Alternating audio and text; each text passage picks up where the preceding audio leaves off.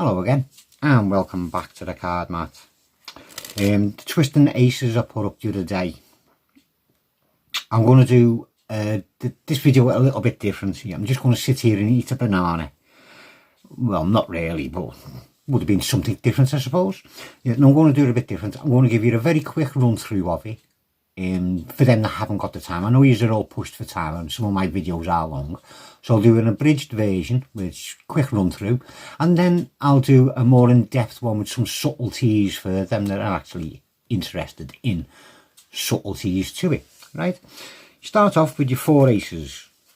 I'll do 2 red ones in the middle with the 2 black ones on the edge. Right? You show your 4 aces, you get a pinky break on your top card, as you're showing them. You put them onto the packet to show you got the 4 aces. You square them up and you steal away that card. You put the packet down. Hold them in a middle grip, peel off the top card, the second card and the third card, putting the double down to show you got 4 aces. Close it up. Turn your hand down, so wrist kill it, as you pull out the bottom ace. I say the idea of this is to turn the aces from facing down to facing up, all while I'm holding them facing down. And as you're doing it, you're just casually turning that hand over. And turn that card face down on the top. Do whatever magic move or gesture you want to do, and then you do an Elmsley count to show a face down ace. A ghost Elmsley count, I think this one is. Put that ace on the card on the bottom. Turn that ace facing down. Don't do your magic move to show you've got 4 facing down cards. Do your magic move, do another Elmsley count to show another ace has turned up, but out jog that one, put that card on the top, spin the ace out, turn it over facing down. Don't do your magic move and peel off the cards one at a time into the other hand, putting the double on the top. Close it up, do your magic move, doing a scan your spread to show 3 facing down, 1 facing up. Turn that packet over, put it on the bottom, close it up, turn it over. Don't do your magic move, do another Elmsley count to show all 4 are facing down. Do your magic move, do another Elmsley count, out jog it, put that card on, but catch a break, peel that out, put it on the top facing up, steal away that card, turn them over, put it on the top, close it up.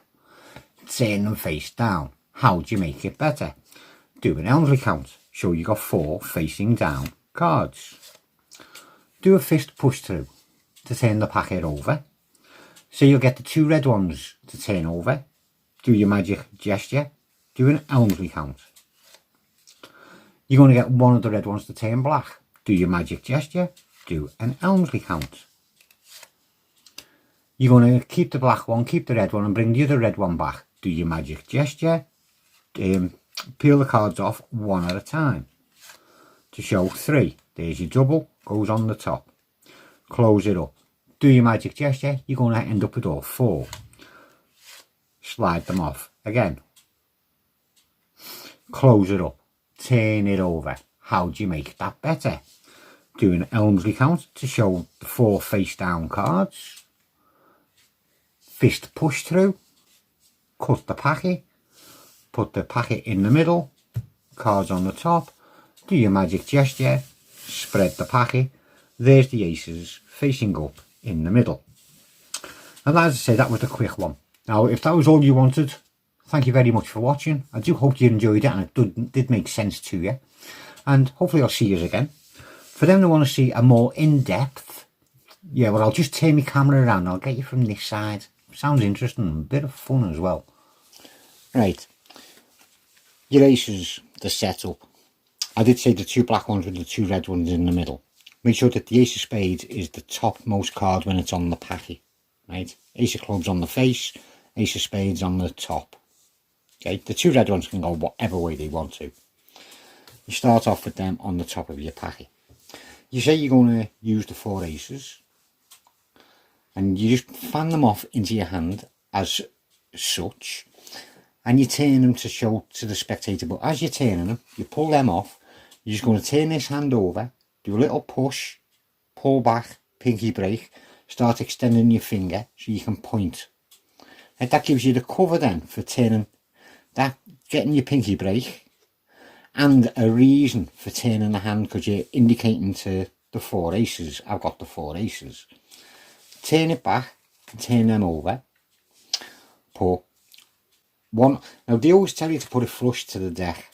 They do. They always tell you to do that. Well, look, yeah, I'm just going to put that flush to the deck.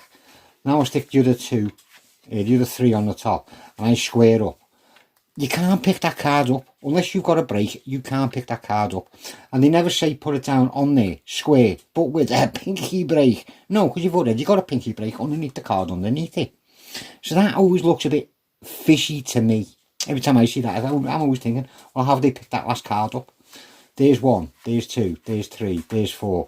Swoop across. How are you going to pick that card up? You can't. Well, you might be able to with a lot of practice, I suppose. But just my opinion on it anyway. So you got your pinky break. You push the cards off. You've turned your hand. You've got your pinky break. You've shown it to the 4 aces. You've turned your hand back. You put them down. So there's away from the edge and out jogged. 2, 3 and 4. Now here's the way I do it. As you come in to square them up, you got that corner of the card there. You're just going to hit into it with your thumb, and as they're coming in, you're turning that card so it actually goes flush with them cards high up away from the packet. So you haven't actually gone square with the packet. You've done that all up there, and you've taken that card away, which I think is a very nice little subtlety, because it makes it look a lot more genuine, especially if it's done quick. I don't know if you caught onto that. Once you've got it, you put the packet down, you got hold of the cards in different cards on the bottom. Hold it in the middle grip. You're going to condition them to them seeing you holding it like that, because you're going to do a lot of that. You're going to do a lot of Elmsley counts as well. You're peeling off the top card, you're peeling off the second card, you're peeling off the third card into a fan so they can see them. This is your double. Put it down, slide it under your thumb so you can pinch it to show them, and put a little bend in it so it doesn't split away at the top. Put a little bend in it. When you're closing up, hit the 2 corners, helps keep them square and together as you close the packet up. You're then going to turn that hand over, put your thumb flat against that edge, because you don't want to be pulling that card out and pulling that out with it. So you want to make sure you're just pulling the bottom card, get your finger there and square it up. Separate your hands. You need a bit of distance. Separate your hands, pull this one back a bit, put that one forward a bit. Get the concentration onto this and not this. Once you've done that, you're slowly going to turn this hand so it's facing up. They still can't see that side, but you turn it from being all open where they can see it to the side with all the windows closed so they can't see that. As you're saying, turn the card from being facing down, and a little hand movement, and slowly bring that hand down and that down, turning the 2 at the same time to face up. You turn that packet over, they have not got a clue. Turn the ace face down on the top. How are you going to do it? You'll do a magic move, or a magic gesture, or a magic saying, and then it's just a case of doing an Elmsley count. Whatever way you're most comfortable with doing your Elmsley count. You do an Elmsley count to get the first ace to come up. But this one, as I say, I think it's called a ghost Elmsley, because that card goes to the bottom, right? You've shown 1 ace is turned up. Turn it facing down. Don't do your magic move. Do another Elmsley count to show you got the 4 facing down cards. Do your magic move. Do another Elmsley count. To show another facing down, face up card. Out jog that one, put that one flush onto the top of the packet, and just swivel it around your finger and flip it over. So that was the second one. The third one, you're doing the spread. So 2 Elmsley counts, and then you come onto the spread. Don't do your magic move. Spread the top card, the second card, the third card. There's your double. Pinch it, 4 facing down. At the corners to square up. Do your magic gesture. Do an Escania. Again, grab it at the corners so that when you pull the first card off, you don't have to pull it all the way over there to come down. If you've got your thumb there, you've got to pull that card miles out. And I don't like doing that. I like keeping it nice and neat. Fingers at that edge, you just have to pull it a little bit so it just passes the thumb. Pull it down a bit. Pinch with your middle finger onto that bottom card, just so you get some adhesion to it. So you can slide that out. Pull these down. Put your thumb on the top of the top card and just slide the top card off, pulling the double out to show facing up ace. Square these up before you turn them, because that top card is in a different one. You don't want that getting seen. So square them up before you turn them over and put them on the top. And square it up and turn it over. Now the last ace is always going to be your ace of spades.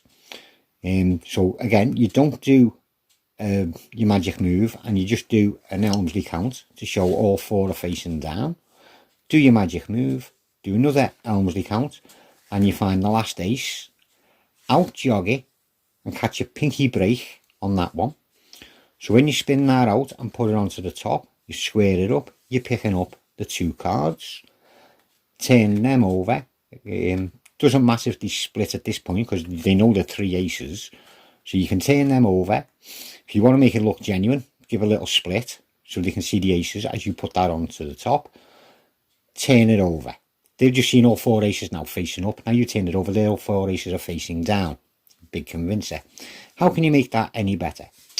Well, you take your four facing down aces, then you just do a fist push through, so you just wrist kill and push. Don't do the one where you're actually keeping it the exact same way, because there is a way of doing it and not turning the pack sort of like that way, and that doesn't turn it over, but you want it to turn over. So you're going to turn it and you're going to push it, and I've done that wrong, haven't I? That should be that way in my hand. Aces are facing down, turn it, you push it through. You've just done a fist push through. I'll get the two red aces. Again, you just do an Elmsley count to show two red aces. Do your magic gesture, turn one of the red aces black. It should be the ace of spades if you're doing it right. Do your magic gesture, peel off, showing three aces. Still your double, don't forget, the double is always on the top. Corners to close up, magic gesture, peel to show four aces, close it up, turn it over. Sorry, I did look the other way so it didn't deafen you. Now, how do you make that any better? Again, you do an Elmsley count to show four facing down cards. Do your little fist push through. If you want to, you could ask them to cut the packet anywhere they like, and you'll put them in, tell them to put them on the top. You do your magic gesture over the packet, and when you go through the packet, there are the four aces facing up right in the middle. And there you go. Some nice little subtleties just that you can take to other effects, actually, like the stealing of the cards off the top.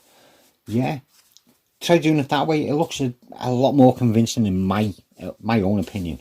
Anyway, I'm going to shut up now because I've waffled for way too long. I do hope the ones that stayed long enough enjoyed that. Thank you very much for watching. Or do you just want to hear a joke? You've been here long enough. I might as well brighten your day a little bit. Alright, here we go. A woman, she goes into a pet shop and she's looking at the parrots, and she's looking at the prices, and it's like 500 bucks, 700 bucks, 1,000, 1,500. Then right in the corner she sees one, and it's for $25. Well, pounds to me, but most of you are American, so $25. She says to the shopkeeper, "Why is that one so cheap?" He says, "Well, it's an ex-brothel bird. It lived in a brothel. The woman thought it might be fun, so she bought it." She did. Took it home. Sets the parrot up in the living room, and the parrot looks around and goes, "Ooh, this is a nice brothel." The woman laughs. A bit later on, her two daughters come home. Parrot looks at them, goes, "Oh, two nice new girls for the brothel."